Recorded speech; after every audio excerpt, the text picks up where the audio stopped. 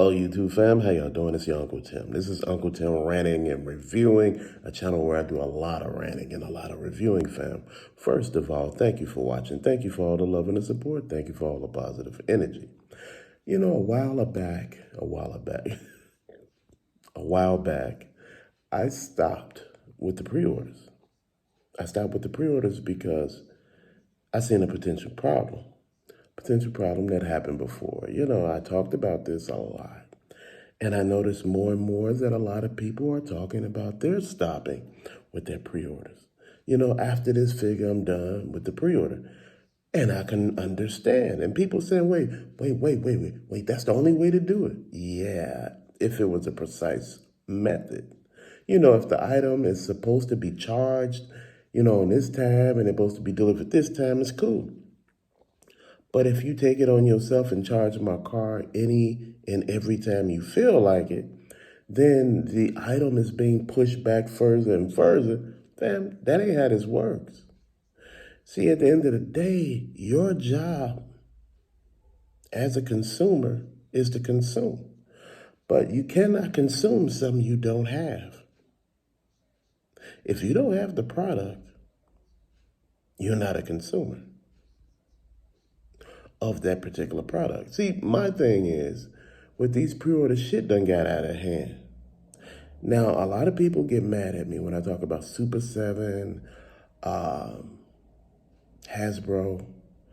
and people tell me I be on McFarlane's jock, you know, because he do pre-orders too, but his merchandise comes out when he says it does, or it comes out before. So you sitting here like, damn, okay, he not letting us down.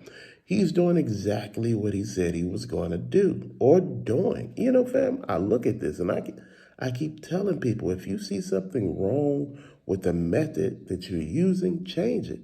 If you see that these pre-orders are not working for you, change them. It's not your job to make somebody else rich at your expense. Now, again, you know, we noticed a lot of issues with pre-orders. You promise one thing in pre-order, then once you actually get the pre-order, it's something totally different, you know, in most cases with a lot of these companies out here, you know.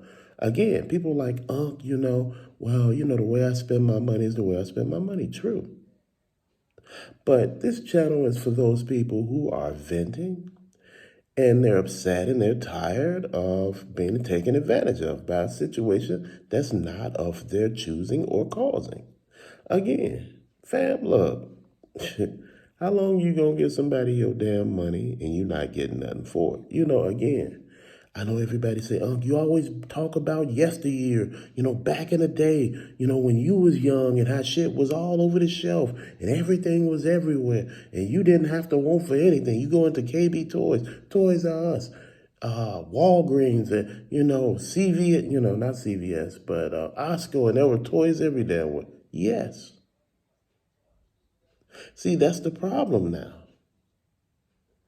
See, a lot of people don't realize some of the bigger issues. Since kids don't usually play with toys any damn more, they're not marketed at kids anymore. They're marketed at adults because adults have a lot more money to spend.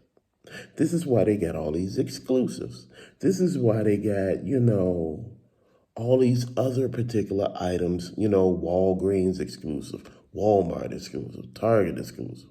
When the toy industry became woke, it destroyed everything far as for collecting. It did. Because before, you can get toys any damn where.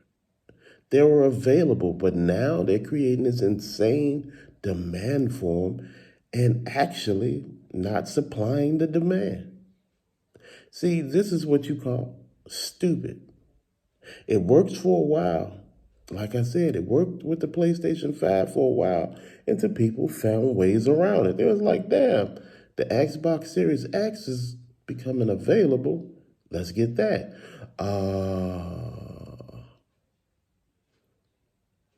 The Switch is available. Let's get that one. The OLED Switch is on the shelf. You can buy it in store. Guess what people started doing? Buying those. Now you see PlayStation 5 sitting at, not Toys R Us. I mean, you see them sitting at GameStop. And they like, wait, hold on, nobody bought them. They used to be really big. I know they sold a lot of units. Don't get me wrong. But what's the deal if you sold a lot of damn units and you can sell a hell of a lot more, but you don't want to? You trying to control who buys and how they buy. And that ain't how this shit works. Your dollars mean a lot. When people get tired of your ass, they stop messing with you. Fam, look, I've been looking at this situation for the longest. Pre-orders are damn near a scam. You know what? You don't need pre-orders to do toys when you're a $1 billion company. A lot of these companies, $1 million companies, may not be as big as a lot of these Mattel, Hasbro, and NECA and all these other places. I'm just naming NECA because shit, they got license rights to so much of damn stuff. Even though I would have wished Thundercats and Silverhawks would have went through them because they would have been readily available. See, this is what you want. You want in a toy company, companies that will produce toys. Again, I don't know what these other companies produce. They might produce military stuff on the outsides, clothing. I don't even know. I'm trying to figure it out. Don't get me wrong. I'm not disrespecting these companies, but I'm trying to figure out how is it that something so damn simple is somehow they missing the mark on. The reason you not making money, because there's no product. See, a lot of times, sometimes shit sit on shelves. Yes, it does. And I think a lot of people are missing that. They say, oh, 1 minute you say it's stuff on the shelf, then you say it ain't stuff on the shelf. But if it's stuff you already got, it ain't shit on the shelves for you. It's stuff on the shelves for people who don't have it. You get what I mean? If you already have it, then there's nothing on the shelf for you. See, the supply and demand method is what wrecked the toy market.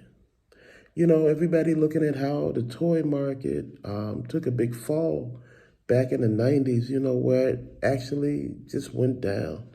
They was talking about how McFarlane Toys oversaturated the market, Toy Biz oversaturated the markets, Playmates oversaturated the market with the Turtles. Everything was oversaturated. Everything had a toy line. Everything was everywhere. Star Wars, every damn thing was everywhere. Then all of a sudden, everything crashed. Then it took toys a while to recover. Again, some of the stuff that was popular back then are no longer popular. Look at McFarlane figures. Far as Spawn and all that stuff, it's no longer popular. People buy some of the figures, but, the things that sell real hard is this DC multiverse. Far as that Spawn stuff, people like, yeah, I've been here already. It's like looking at He-Man Origins, and you had He-Man Masters of the Universe back in the 80s. All it is He-Man with more joints, more articulation. It's the same damn figure, just with articulation. That's why a lot of people shy away from it. The nostalgia only takes you so far. This is why I said when you got these pre-orders, they should be changed to what they are, crowdsourcing. Because, you like, do the product really exist? What's with these unrelatable dates? The shipping lanes are open now. Every damn thing is open. The pandemic is officially over, stated by the U.S. government, stated by Fauci and every damn body else. So my whole thing is all this shit should still be open. It should be open. McFarlane got his stuff through during the pandemic. Then after the pandemic, what is going on with every damn body else? See, that's the problem. This is why pre-orders to me don't make sense, because you have an expected release date. Then, sometimes it comes months before, then sometimes it comes months after.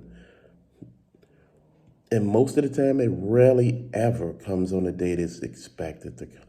People are still waiting on Python Patrol bats, Python Patrol Vipers, Outback. You can find this stuff in Canada, but shit, you can find it online on eBay for an arm and a leg. Is it really worth it? Maybe. Fam, let me know what you think. See, this is not just a simple problem as people think it is. It's a big problem. It's a bigger problem with a lot of layers to it. What is happening right now is basically they're conditioning us to accept what they're doing. This is why I say a lot of us, if we are collectors, need to collect more than one thing. I got friends who only collect Funko Pops. So since the Funko Pops have really dried up in certain places, they're just there now. My point is, this is why I collect other stuff. That way, if certain things dry up, I just switch until I can find some of the stuff that I'm looking for. And some of the pops that I have seen, I'm not a fan of. I'm like, damn, it's like they're just throwing stuff out now.